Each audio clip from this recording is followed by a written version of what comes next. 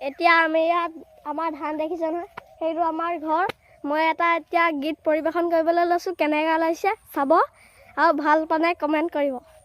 সৰগত জিলিকে ইন্দ্ৰৰ আঙঠি, মৰ্ত্যতে জিলিকে জোন, কুঁৱতে জিলিকে কুসুম্বৰ আঙঠি, শ্ৰীমন্ত শংকৰ গুৰু, কীৰ্তন অসমৰ শংকৰ গুৰু, ৰত্নাৱলী মাধৱ গুৰু, কীৰ্তন অসমৰ শংকৰ গুৰু, ৰত্নাৱলী ঘোষাৰে মাধৱ গুৰু।